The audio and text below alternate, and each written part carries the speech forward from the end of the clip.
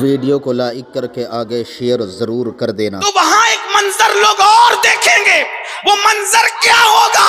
جب سب کوئی کسی کے لیے کچھ نہیں مانگے گا تو اس وقت ایک ایسی ہستی ہوگی، کالی کالی زلف والی، سونے سونے چہرے والی، کھلے کھلے رخسار والی، نرگسی آنکھوں والی، ایسے حسن و جمال کا پیکر وہ کوئی اور نہیں، وہ آمنہ کا لال، عبداللہ کا لخت جگر، نبیوں کا امام، سید الانبیاء، قائد المرسلین، مزمل، مدثر، طٰہٰ، یاسین، اول آخر، جس کے لیے کائنات بنی، وہ اپنا سر سجدے میں رکھ کے، وہ گھٹنے زمین پہ رکھ کے اپنے لیے امان مانگیں گے، اور یہ سر سجدے میں رکھ کے اپنے لیے کچھ نہیں مانگیں گے، کہیں گے میری امت کو بخش۔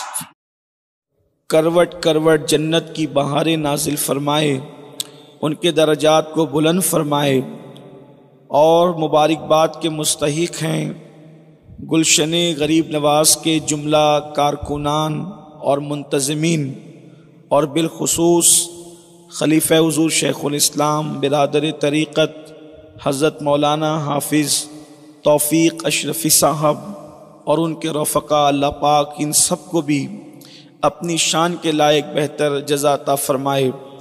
آپ انشاءاللہ تھوڑی دیر میں دارالعلوم کے بچوں کے سروں پر جو حفظ کی دستار رکھی جائے گی علماء، مشائخ اور سادات کرام کے ہاتھوں، وہ منظر انشاءاللہ تعالیٰ آپ اپنی نگاہوں سے دیکھیں گے۔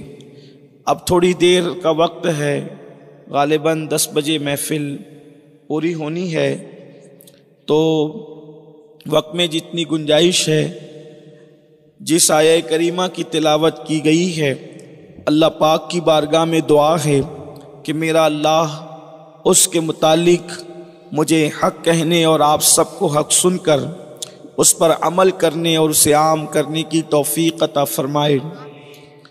اس طرح کی جو محفلیں ہوتی ہے، جو ہمارے بزرگوں نے، صوفیوں نے کبھی دستار کے بہانے، کبھی عرس کے بہانے، کبھی صندل کے بہانے، کبھی کسی بہانے اپنی قوم کو جمع کیا، اور جمع کرنے کا مقصد یہ نہیں ہوتا کہ وہاں پر کوئی لطیفہ گوئی پیش کی جائے، کوئی چٹکلے سنائے جائیں، بلکہ یہ محفلوں کا مقصد ہوتا ہے کہ کام کی بات کریں، ہم اپنا احتساب کریں اور سچی سچی بات پر ہم غور کریں، اس لیے کہ یہ جو دنیا ہے، اس دنیا کو اللہ رب العزت نے ہمارے لیے عیش کدہ نہیں بنایا، عشرت کی جا نہیں بنایا، آرام گاہ نہیں بنایا، ہمیشہ رہنے کی جگہ نہیں بنائی، بلکہ یہ دنیا ہمارے لیے ایک امتحان گاہ ہے، ایک آزمائش گاہ ہے، اور دنیا کے اندر اللہ پاک نے ہمیں آزاد کر دیا،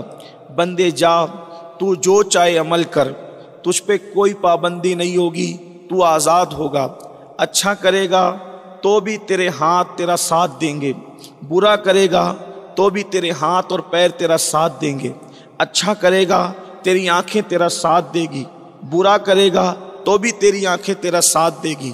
ایسا نہیں ہوگا کہ آنکھیں میں نے دی ہے، اچھا کرے گا تو آنکھیں ساتھ دے گی، برا کرے گا تو آنکھیں بند ہو جائے گی، ایسا نہیں، میں تجھے اختیار دیتا ہوں، لیکن ہاں یہ ضرور ہے کہ جب تو دنیا کے اندر میرے دیے ہوئے اعضاء کا استعمال کرنا، تو ساتھ ہی ساتھ تو اس کو ذہن میں رکھنا کہ تو دنیا میں جو کرے گا، رات کی تاریکی میں کر لے، دن کے اجالے میں کر لے، صبح کر، شام کر، چھپ کے کر، سب کے سامنے کر، ایک دن ایسا میدان سجاؤں گا جسے میدان محشر کہا جائے گا، اور اس دن تجھے اپنی عدالت میں کھڑا رکھوں گا، اور عدالت میں کھڑا رکھ کر میں تجھ سے خود پوچھوں گا، میں تجھ سے خود سوال کروں گا۔ قرآن کہتا ہے اس منظر کو بیان کرتے ہوئے، مالک یوم الدین، وہ روز جزا کا مالک ہے۔ دوسرے مقام پر قرآن کہتا ہے ایحسب الانسان ان یترک سدی، کیا انسان یہ تصور کرتا ہے کہ اللہ اس سے حساب نہیں لے گا؟ اللہ اس سے حساب نہیں لے گا، ضرور لے گا، ضرور ضرور لے گا۔ ایک مقام پر فرمایا فَمَن يَعْمَلْ مِثْقَالَ ذَرَّةٍ خَيْرًا يَرَهُ، وَمَن يَعْمَلْ مِثْقَالَ ذَرَّةٍ شَرًّا يَرَهُ، ایک ذرے کے برابر اگر تم نے نیکی کی ہوگی اللہ تمہیں وہ بھی دکھائے گا، ایک ذرے کے برابر تم نے برائی کی ہوگی اللہ تمہیں وہ بھی دکھائے گا۔ تھوڑی دیر یہاں ٹھہر کر ہم سوچیں، اللہ اکبر، ذرا توجہ کریں، ذرا غور کریں اور پھر فکر کریں۔ اللہ اکبر، روزی کے معاملے میں انسان پریشان ہے تو اللہ فرماتا ہے روزی کے معاملے میں فکر کرنے والے فکر مت کر، میں تیرا مددگار ہوں، میں تیرا رزاق ہوں۔ بچوں کے معاملے میں انسان فکر مند ہے تو اللہ رب العزت فرماتا ہے میرے بندے اولاد کے بارے میں فکر مت کر، میں تجھے بھی کھلاؤں گا، تیری اولاد کو بھی کھلاؤں گا، تجھے بھی پالوں گا، تیری اولاد کو بھی پالوں گا۔ گھر کے بارے میں فکر کرتا انسان، اللہ فرماتا ہے اپنے معاملات میں فکر مت کر بلکہ سارے معاملات مجھے سونپ دے، میں تیرے معاملات کا نگہبان ہوں۔ وَأُفَوِّضُ أَمْرِي إِلَى اللَّهِ إِنَّ اللَّهَ بَصِيرٌ بِالْعِبَادِ۔ اللہ رب العزت کی بارگاہ میں اس کا قرآن خود ہمیں سکھا رہا ہے۔ اللہ فرماتا ہے کہہ دو کہ ہم نے اپنے سارے کام اللہ کو سونپ دیے۔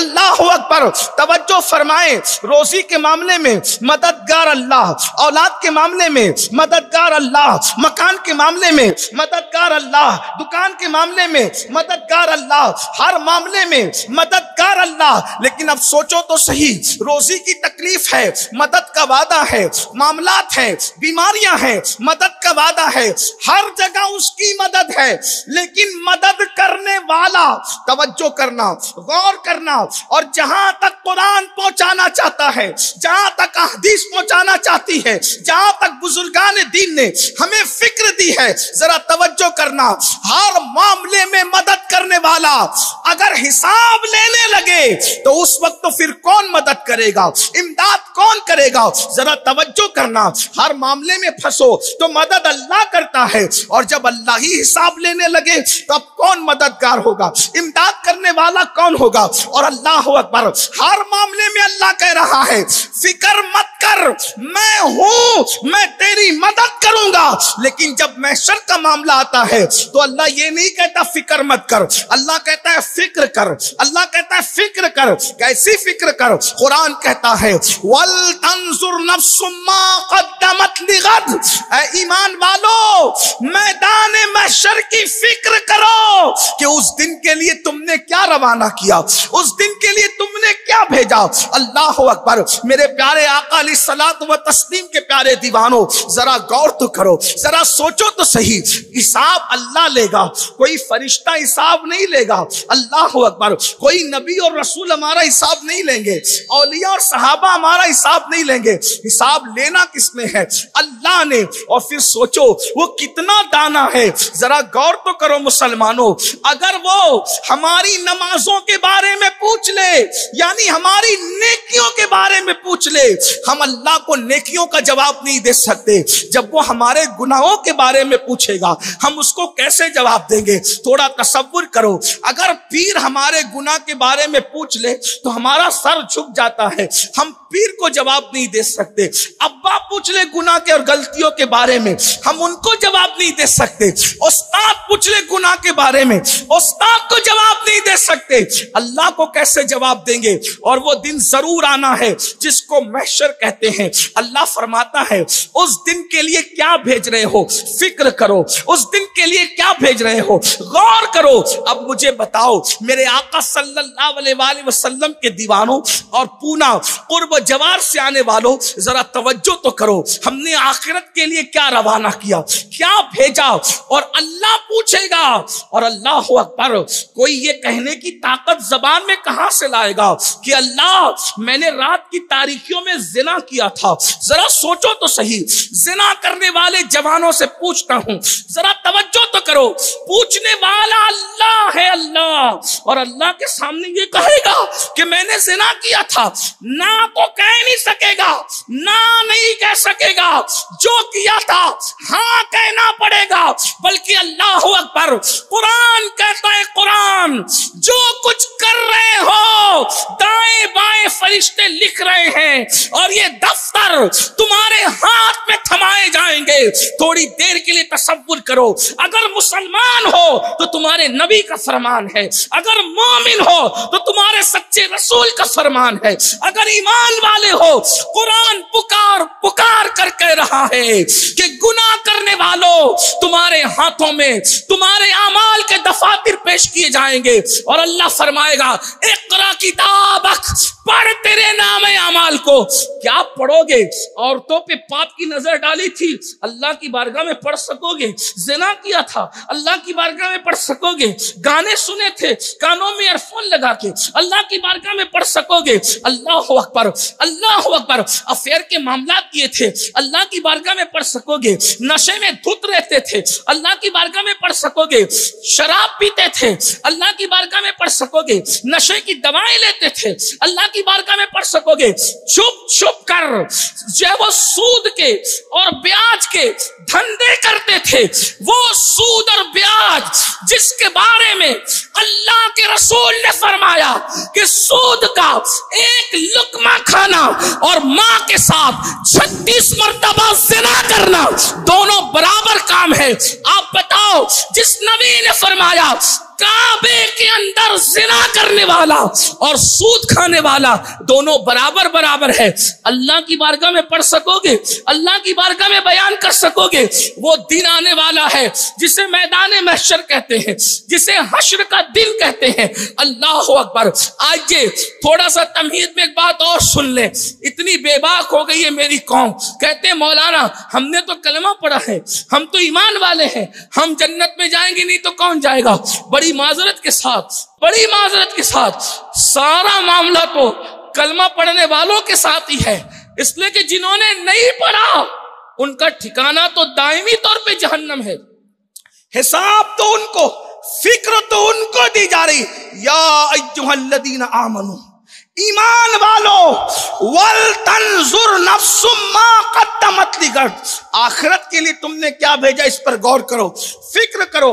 और आयत का तेवर देखें, दो दो मकाम पर अल्लाह के डर का जिक्र है। या अय्युहल्लज़ीना आमनू तक़ुल्लाह, ईमान वालों अल्लाह से डरो। वल तंजुर नफ्सुम मा क़द्दमत लिगद, और अपनी आखिरत के लिए तुमने क्या भेजा इस पे गौर करो। फिर उसके बाद कहता है वत्तक़ुल्लाह, अल्लाह से डरो। एक आयत की इब्तिदा भी अल्लाह के खौफ से है और उसका एंड भी अल्लाह के खौफ पर है। यानी कि बंदो, अल्लाह से डरते डरते कुछ भेजो और भेजने के बाद फिर बेफिक्र मत हो जाओ, फिर अल्लाह से डरो। इसलिए कि अगर तुमने हजारों साल नेकियां कर ली, फिर भी अगर वो रद्द करना चाहे तो रद्द कर दे। और उसने किसी के साथ मगफिरत का वादा नहीं किया, इलावा इल्ला चंद के जिनके साथ किया उनके साथ मखसूस, लेकिन हमारे साथ उसका कोई मगफिरत का वादा नहीं है। ऐलान है उसका, वयगफिरु मन यशा, मैं जिसको चाहूंगा बख्शूंगा। तवज्जो करना, जिसको चाहूंगा बख्शूंगा। और फिर कहते हैं वयुअज़्ज़िबु मन यशा, और जिसको चाहूंगा अज़ाब दूंगा। और फिर गौर करें, अगर नबी के सगे चचा को अजाब देना चाहूं तो उसको बिच्छू की शक्ल में, नबी के सगे चचा को बिच्छू की शक्ल में जहन्नम में दाखिल करूंगा। तुम्हारी आंखों के सामने इब्राहिम खलीलुल्लाह जैसे नबी का सगा चचा आज़र बिच्छू की शक्ल में जहन्नम में डाला जाएगा, ताकि तुम्हें पता चल जाए जब अगर चाहते हैं तो नबी के चचा को भी जहन्नम में डाल देते हैं। नबी का सगा बेटा केनान की शक्ल में, नूह अलैहिस्सलाम के बेटे की शक्ल में उसको जहन्नम में डाला जा रहा होगा। अब आपसे पूछना चाहता हूं, इससे बढ़कर भी अब कोई सबूत चाहिए आखिरत की तैयारी के हवाले से? अल्लाह अकबर। ये बात अगर मैं अपनी तरफ से कहूं, लोगों को लगता है कि मौलवी लोग ज्यादा डराते हैं। मेरे अजीज, जब नबी का बेटा जहन्नम में जा रहा होगा और कुरान कह चुका लैसा मिन अहलिक, इसके अमल अच्छे नहीं है, तो निस्बतें खत्म हो गई। जब नबी का बेटा होने की निस्बत बुरे अमाल की वजह से खत्म हो सकती है, तो पीरी मुरीदी की निस्बत क्यों नहीं खत्म हो सकती? कितनी मजबूत निस्बतों की बात करते हैं। निस्बतें नसब का जब खात्मा हो सकता है तो निस्बत वादे का खात्मा क्यों नहीं हो सकता? अल्लाह अकबर। कुरान कहता है कि नूह अलैहिस्सलाम के बेटे के अमल अच्छे नहीं थे। अल्लाह कुरान में, मेरी अपनी बात नहीं, कुरान को मान के मुसलमान हो तो कुरान कह रहा है क्या उसके अमल अच्छे नहीं थे, उसके अमाल साले नहीं थे। इसलिए अल्लाह ने कहा कि लैसा मिन अहलिक, अब ये आपकी आल से न रहा। आप अंदाजा फरमाए, अब भी हमें डर नहीं लगता? अब भी हम रातों को क्या गंदी फिल्में ही देखते रहेंगे? अब भी कानों में ईयरफोन लगाकर गाने ही सुनते रहेंगे? अब भी औरतों पर पाप की नजरें डालते रहेंगे? अब भी सूद के धंधे जारी रहेंगे? अब भी माँ बाप की तौहीन होती रहेगी?